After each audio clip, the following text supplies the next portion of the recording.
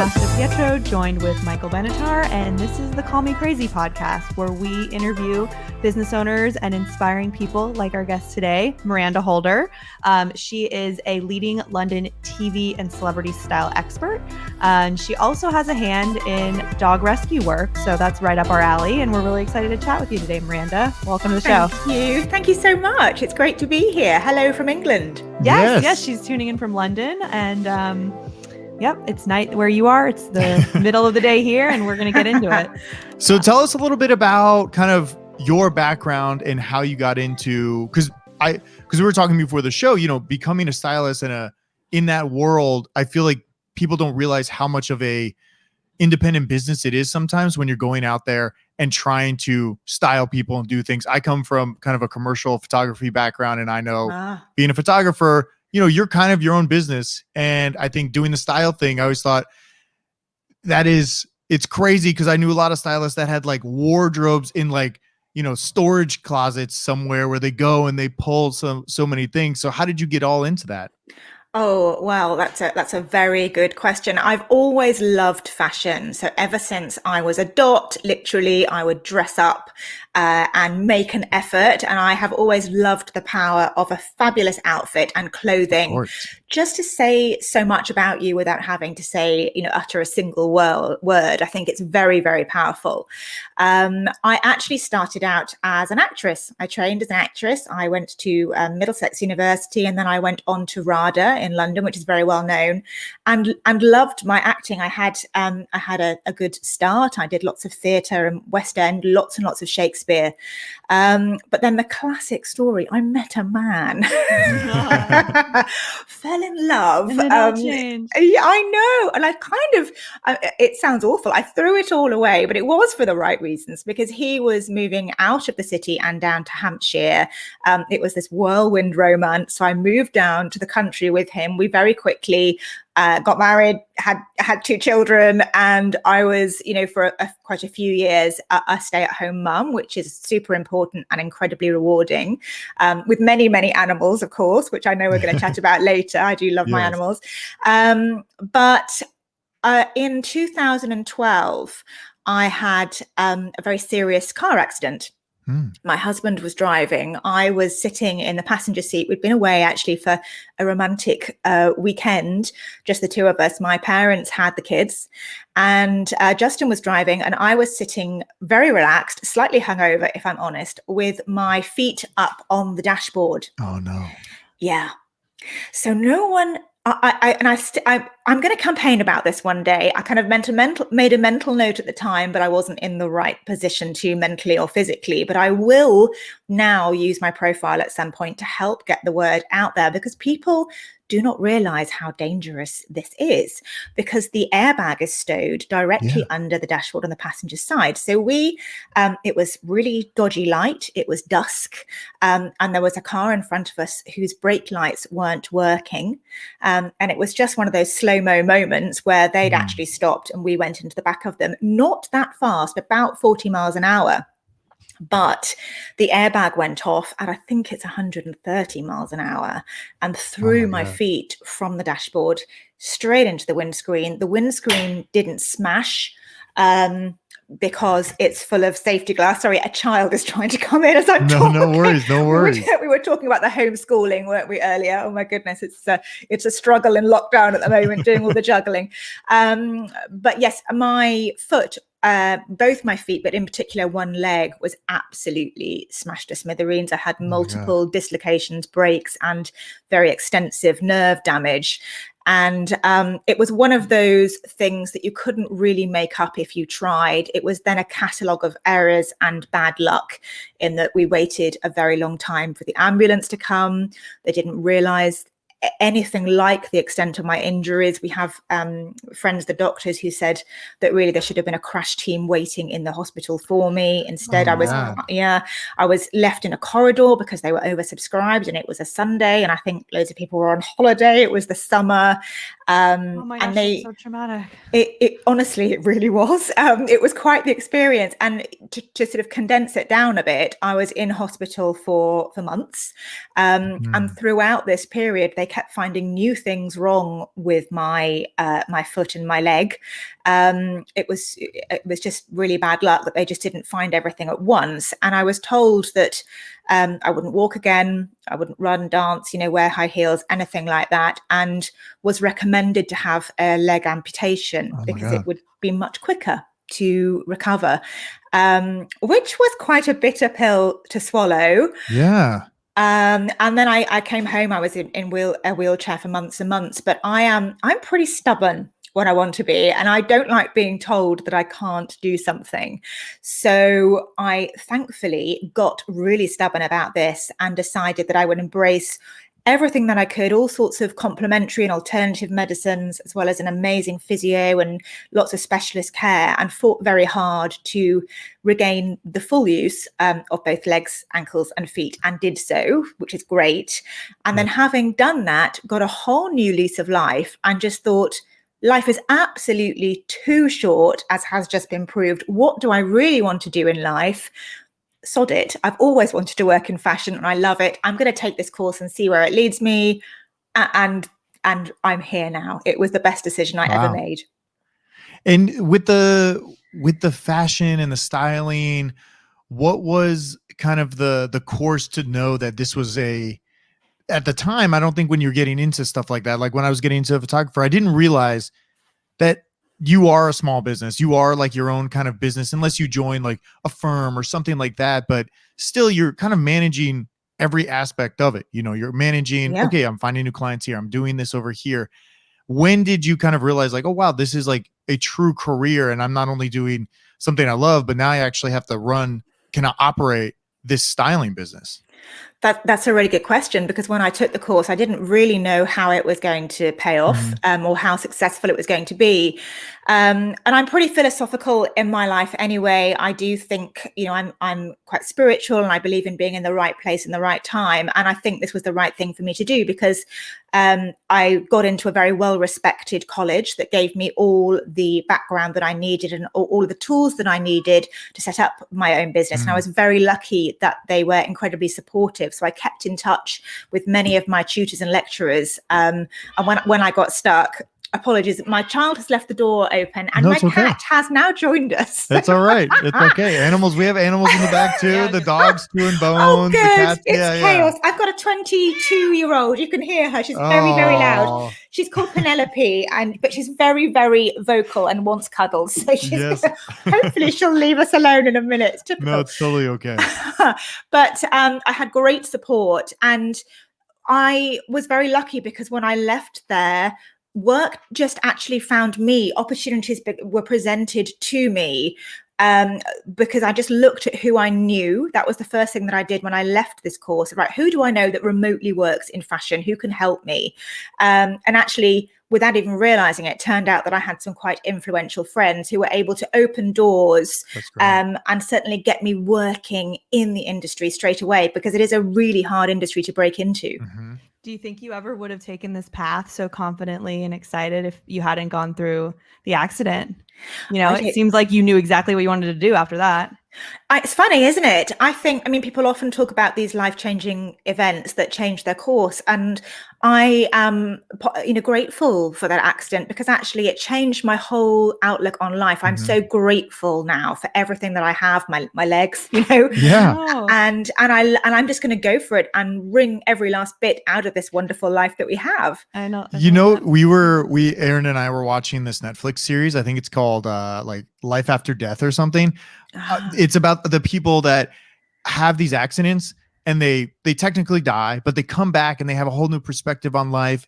And there's like groups people meet up with, but I think there is something to it. I've never experienced anything that traumatic, but I could see how it could shift your whole life, because everything is different. It's like taking a psychedelic mushroom or something like that, and you're like, this experience was real, and I know now that this is the path I'm taking.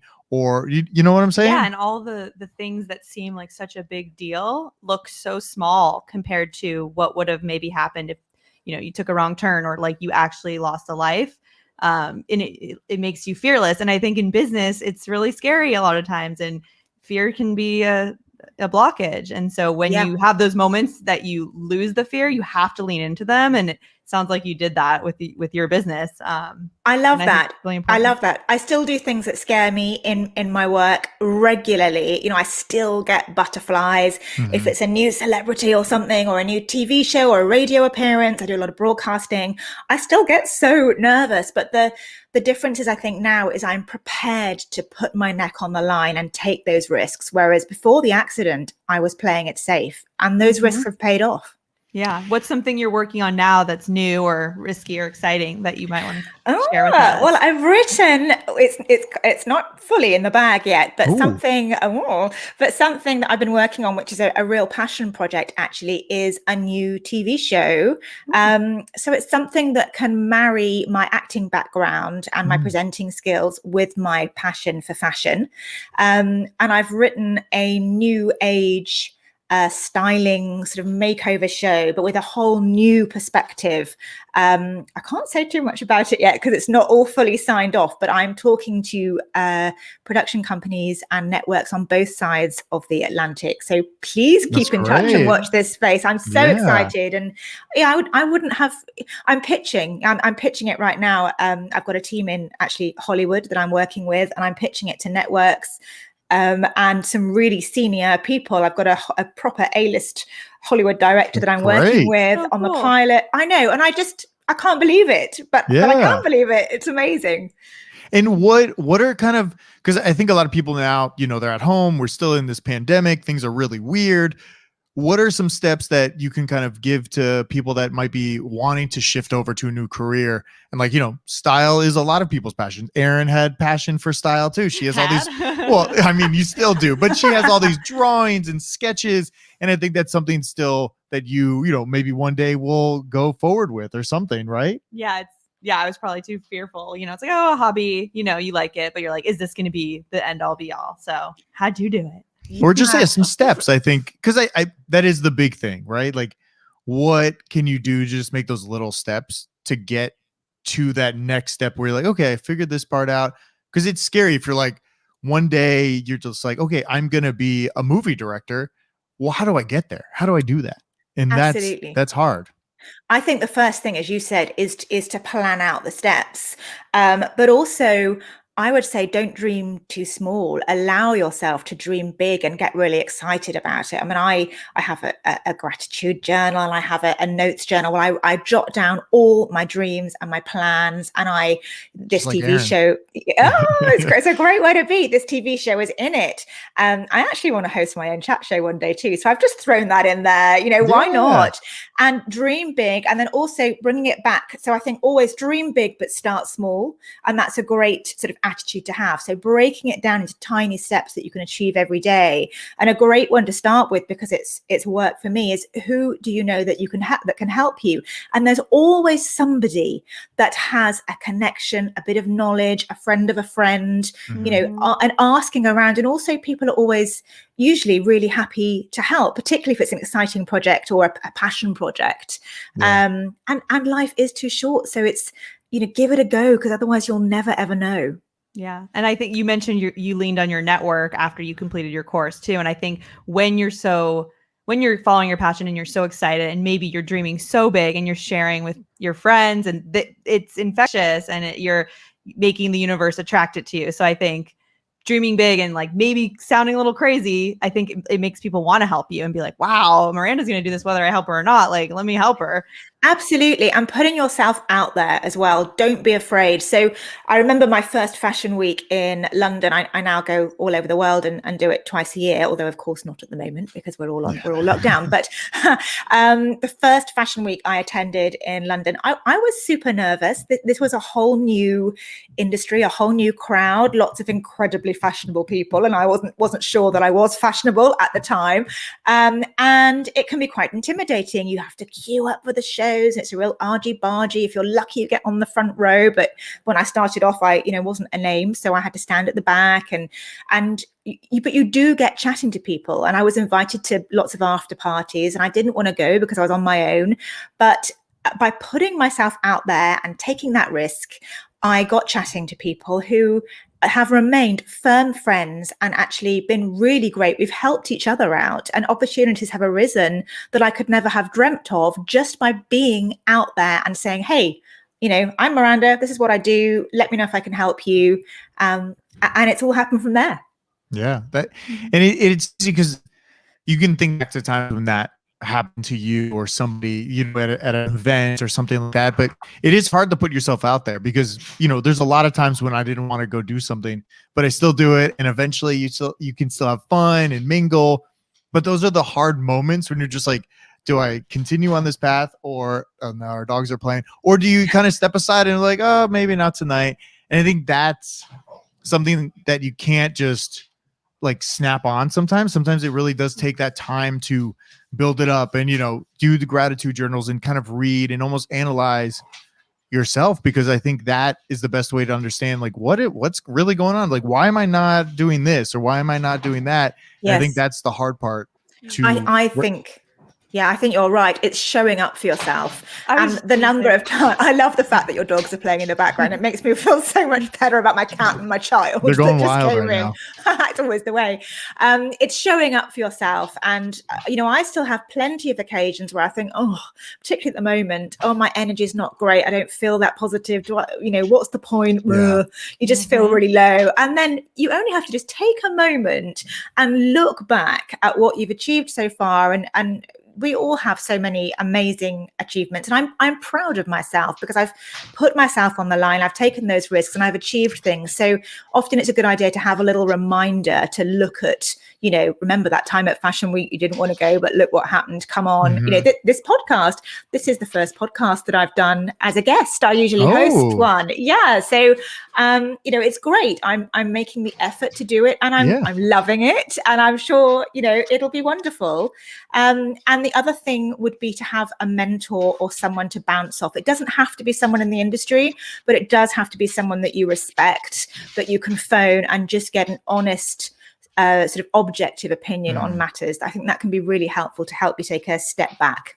Yeah, it really does. It's been a big one for us because we got a business coach. I mean, we got a therapist too, because we're engaged right now. So it's like we do business together. We're doing podcasts together. I mean, we literally do it all together. So it's nice to have these third parties kind of talk us through some stuff, because when you're in it, you don't realize these little things as much, because it's kind of, blind eye, like, oh yeah, like if I'm trying to diet, like, oh, obviously if I'm eating like 5 hamburgers a day, I'm not going to lose any weight. But if I'm trying to lose weight, like, oh, I didn't realize I was eating 5 hamburgers. I don't know. Exactly. Do we need a health coach too? No health coach. But I just think it is great. You're right about that. Yeah, absolutely. I love the fact that in America you have, all these coaches. In England, we don't embrace that culture quite as much, but it's becoming more of a thing, definitely. Yeah. So social media is something that I spend a lot of time doing because it's a huge part of my business and it gets me work, and it's all about my public profile. And I do consult a couple of social media coaches just to keep up with all the changes, actually, because it's crazy out there. Absolutely. It's absolutely insane, this stuff, because every month it's like, now you have to do reels, now you have to do IGTVs, the algorithm. I know you have to do it all. Gotta do it. What is your favorite platform right now? Do you like Instagram, TikTok, Facebook? What is your most kind of go-to social right now? For business, for fashion, it's definitely Instagram. Okay. I love it. I have a passion for it, actually. I really enjoy it. I think the thing with Instagram is if you're not really strict, it can actually become a full-time job running your Instagram and social media accounts, and then you don't have time to do your actual job.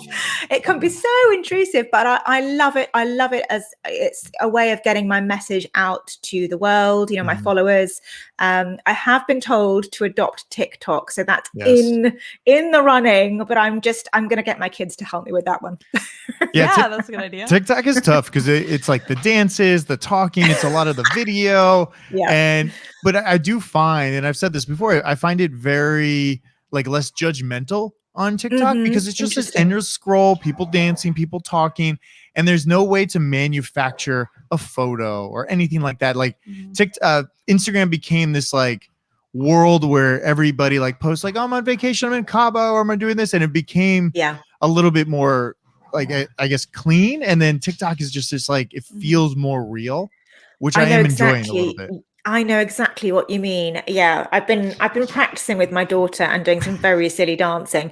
But I know there's all these fashion reels that you can do and fashion TikToks that you can do, which I will do. But I just have to be incredibly organized to get all the outfits lined up and tried on all these, very creative ways. But yes, it feels grittier and definitely less filtered than Instagram. Yeah. And with the business of styling, how has that grown with you? Because I know getting clothes and getting the connections and, pulling wardrobes from certain places, how has that kind of expanded as you're, a veteran in the industry now and people know you? Like, how has that become something that you can use a lot more of? Because I feel like it's just like, I don't think a lot of people understand it because I worked with a lot of stylists. So I'm trying to make people understand, it doesn't seem like an easy job. Like, it's a very tough thing because you have to know all these people so you can go pull. Like, you're not just going to go pull some wardrobe from, Louis Vuitton or whoever, if you don't know anybody there that can actually give you that access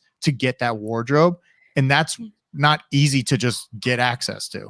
Yeah, no, you're absolutely right. I've got a lot of friends in fashion PR who I often pull from, and they say, "Oh my goodness, I would not want to do your role." Yeah. But I don't think people understand. So for those listening at home, there's two parts of my styling business. One is the personal styling, where I take normal people like you and me shopping. I take into account their color and body shape and kit them out in a new wardrobe or whatever they need. And then the other side is the fashion styling, where I will style magazine shoots on, there'll be a theme. So it might be the latest trends, a particular color, a certain print or a brand. I style for brands too. Or I might style celebrities. So I work with a lot of celebrities, a lot of recording artists and things like that. I love doing things like music videos, which are very theatrical. But on that side of the business, so with the celebrities and with the fashion styling, you have to get the clothes from somewhere. And the whole point is, as you mentioned, we pull the clothes, that's the technical term, pull, from fashion PRs, which represent the big brands, or you can go in-house if some brands don't have PRs. But if no one knows who you are, you're absolutely right, your name is not worth a thing. Yeah. So literally you have to work your way up from the bottom, and there's sort of levels of designer and PR. And the way that I started was I went for the emerging designers and the new artists, and there are some PRs that specialize in that, who are friendlier and more open and less, shall we say, selective about who they collaborate with. And then it builds up from there, and it's literally like a ladder that I have scaled with my my teeth and my fingernails, and now I'm a decent way up that ladder, and things are a whole lot easier. And does this become something that is more scalable than just you at some point? Like, if you had your own company, that then you could hire these stylists to go out and okay, I can't be in 10 places at once, but I'll help everybody style, and these are my assistants kind of handling this. Because I think as you grow, like when I was in photography business, you only can do so many photo shoots in a day. Yourself. So I think at some point you need that assistance to okay, trusted guy, he's going to go help you, he's going to style you, here's the clothes. Is that something you thought of, or something in the future? Yep, I have definitely thought of it. First of all, on the personal styling side, I think styling is a very subjective thing, and I have an aesthetic and a look that I like and I am known for, but both with the personal styling and the fashion styling. So I am also moving more into the broadcasting. I'm on TV and radio quite a lot talking about the fashion stuff, which I adore because it kind of ticks that old acting and performing box for me. And I've got this TV show that I'm working on. So I'm actually working with a couple of fantastic interns right now, and we have discussed their training separately, but then once they've got their qualifications, I'll then put them through a bit of a boot camp of the Miranda way of doing things, if you like. Cool. And then we can scale it. So that is the plan. That is the long-term plan. And that's something hard too, because then you have to manage people. You have to understand that's the hard, because we're trying to do that too. We're scaling and we're trying to understand, okay, how do you manage people correctly? Like, what's the right thing? And it doesn't come easy. And that's why I think when everybody's working, when they're 16 or something, I worked at a pizza place, the manager was insane, but that's all he knew. He was managing people at a pizza shop. What are you supposed to do? And I think it's definitely a skill you need to work on, because it is really hard. Erin's really good at it. She loves actually managing people. She loves getting them in order. And yeah. I always wondered if it was because that's typically the job I carry, but looking back even to when I was a child and the stories my mom would tell me, like I think I've always been a little bit of a, boss. I don't know. But if you bring on people to help support your vision, you can, spend time doing other things you love, like, rescue work and whatnot. And I did want to ask you about your job doing rescue work for something in Greece, for a larger dog rescue in Greece, just to kind of, I know totally off topic, but I'd love to hear that because we do a lot of work with rescues here in LA too. Thank you. I know I'd love to tell you about that. One thing I've got to say on the management side of things, though, before I do, is that I've never considered myself to be a natural manager at all. I've done it before in other roles when I've had time out from acting, and I just don't have the natural patience for it. I'm going to be honest. But what I've learned in my sort of more mature years of business, if you like, is that what's working for me so well right now is just, if your interns or the people that are working for you are really bought in to the business, and if you can get them to share in just a little bit of your passion, and they can see what's in it for them, they see the vision, and they fall in love with the brand as much as you do, then I think you've got a really great team. And I think that's the sort of the golden ticket, if you like, is to make them fall in love with your business. I agree. And it's tough. What's also tough finding those people. It that is. Are like super into it because you're so into it. Obviously, and you're like, why? Brand, why is not everybody else into this thing right now? And that's the tough part, is finding. I mean, we've been trying to find people that are interested in what we're doing, and it's hard to find the passion. Well, I think we're lucky. I mean, our company is Dope Dog. Everyone loves dogs. A lot of people love dogs. So there's some company that I think might even have a harder time than us, like, a more boring topic. But I mean, who doesn't love dogs? So I know. We're lucky that we get to do that. I think it's also what's in it for them. I think you've got to get their buy-in somehow, as well as just the passion, is that they're going to get something personally out of it. Or learn, or, grow. We're all manifesting soft top sports cars at the moment. My interns and I, they're going to be branded Miranda Holder, and we're going to drive around in a Porsche. There you go. We're going to aim high. That's fine. I love it. But that's a great incentive. I know, it's just a bit of fun. But so the dogs, I mean, I'm a huge animal lover anyway, always have been. I mean, you met my cat earlier. She made a guest appearance, and we have dogs too. But we went on holiday a few years ago to Greece on a standard holiday, and thought it would be fine and lovely. On the first day, it became apparent there was a starving pack of dogs on the beach at the hotel. Great. It included a really stick thin puppy who had terrible mange and 2 broken back legs, and my heart was going out to her. And I tried to feed her, and she was too scared to even take any sausages. I stole them from breakfast, as you do, and flung them at her. And she was so frightened. She'd only eat when she was around her mum, who would sort of come and go. We contacted a local dog shelter. There was one nearby, thankfully, and they said, forget it, we're absolutely full. We're oversubscribed. And by the way, the stray dog problem in Greece is the worst in Western Europe. But what's even worse is the dog torture and abuse, or animal torture and abuse, is also the worst in Western Europe. But we were shocked because it's a huge holiday destination, and this is covered up quite well. What's the reasoning behind all that? They don't believe they are sentient animals, so they have no feelings or emotions, and lack of education and boredom. I mean, it's more in the rural areas, and I'm not going to go into any details, but the stories I have heard and the things I have seen would make you sick. They really, really would. So the shortened version of the story is that I said, right, well, I'm going to pay whatever it takes to get these guys into your shelter, because this puppy in particular is not going to survive without someone sort of stepping in. And we managed to get, after a lot of trials and tribulation, we did manage to round them all up. They gave me a sedative to put in some sausages, and eventually she went to sleep tests, and we got her into the shelter. And then we went and visited the shelter and actually realized what they meant about having no room.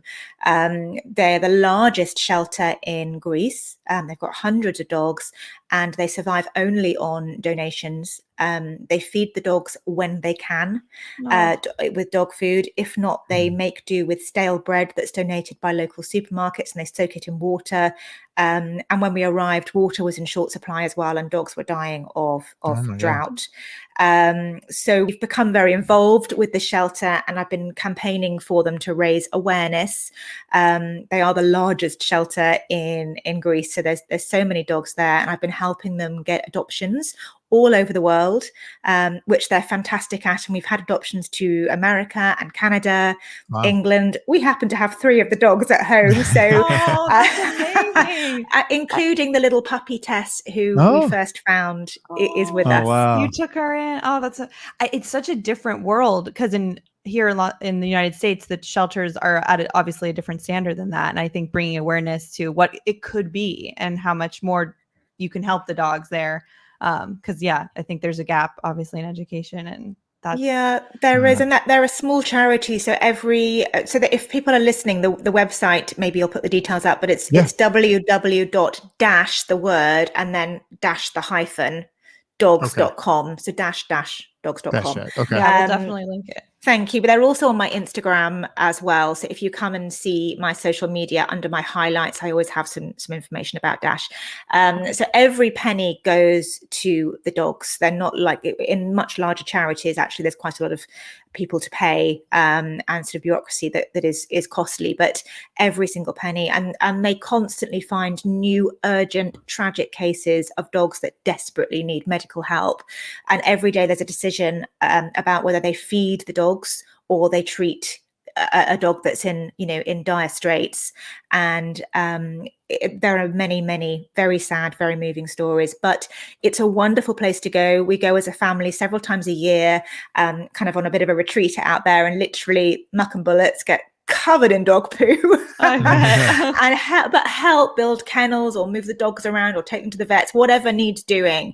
And it's such an amazing place to be, because despite all the hardship and heartache, and there is so much of that, the spirit of the place is just fantastic. The dogs know they're being helped. I get greeted by hundreds of wet noses every time I go, and it is magical. That's great. Oh, that's awesome. I love that story. Okay, we'll definitely check out and support Dash. We'll put it in the description so everybody can go support them. Oh, thank you so much. Yeah. Thank you. I'm so inspired. I love that. So Miranda, we're going to change gears and get to our call me crazy question.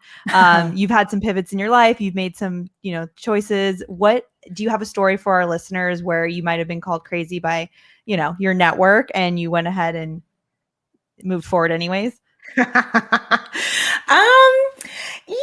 Kinda. It's more like probably one of my most embarrassing moments. That's a good one too. I guess it kind of fits. It was just an example of how you have to sort of think on your feet when things go wrong. And it was my first big music video. I've worked with Boy George a few times, which is an incredible experience because he's, an incredible sort of legend in the music industry. And on this particular video shoot, he was directing and I was styling the young recording artist, who is now a great friend of mine. And I had planned the most incredible outfits for this occasion because we had loads of drama going on. We were channeling a bit of David Bowie, a bit of Freddie Mercury, and had these fantastic outfits. And I'd really thought that I pulled it out of the bag, working with a fantastic young designer who was incredible. So this young designer was amazing, but slightly erratic, which is not unusual for creative people. Mm-hmm. And she phoned me and we kept in touch, and it was getting closer and closer to the deadline before, she had to deliver the goods to me. And she phoned me the night before and said, look, I'm really sorry. I want to make some alterations. It's almost ready. It looks amazing. Would you mind if I brought the pièce de résistance, this fabulous outfit, to the shoot on the morning?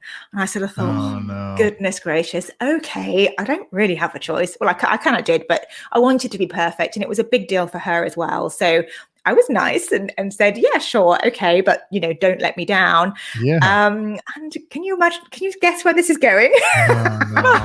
So on the day I turn up and Boy George is there, and He's not yet got all his makeup on, so he's a wonderful. I absolutely adore working with him, but until he's got his sort of game face of his makeup and his hat on, he likes to be sort of keep himself to himself, which is perfectly understandable.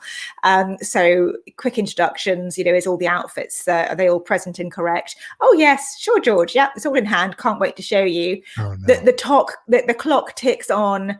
That she doesn't show up, and worse, I can't get hold of her. And I didn't. She didn't turn up, and she wasn't contactable the whole day. I luckily did. Yeah, I did have backup, but I had, and what had actually happened was this poor lady, I mean, you can't make this stuff up, had an epileptic fit out of the blue and knocked herself out in her garden very early that morning. I know, it's like a soap opera. So she was unconscious, and then she'd lost her memory, and it just wasn't with it, so she couldn't contact me. So I know, which I found out later, and obviously, it's not her fault, but it was so stressful. So I had to go to Boy George and say, really sorry, George. I had this fabulous outfit, but the thing that we planned this whole shoot around isn't here. But I do have these funny bits and pieces that I carry around with me, and I'm sure we can make some great outfits out of that. And he, I know, and he said, darling, there are no wardrobe malfunctions. There are only wardrobe moments, which I just thought was amazing. And he was so cool about it. And actually, he was a great mentor. And between us all, we came up with so many incredible, quite unusual, but incredible outfits for this video. It was a huge success. That's great. But not without its stresses. It was a very, very stressful couple of days. Yeah. When did you find out that she lost her memory and hit her head? When did you, was it weeks later? Hey, no, the day after, because I was on a witch hunt at the time, and I was calling all her assistants, stalking her Facebook. Who do I know that she knows? Literally, where are you? Whilst pretending to be really calm and serene, and all is fine. And obviously she was full of sort of sorrow and apologized profusely, but what can you do? Yeah. That's so wild. Well, Miranda, thank you so much for coming on the podcast. We'll link everything in the description below so everybody can find out more on Dash, more on yourself. You can go to your website. It's mirandaholder.london, correct? That's correct. And my social media is Miranda Holder LDN, which is short for London.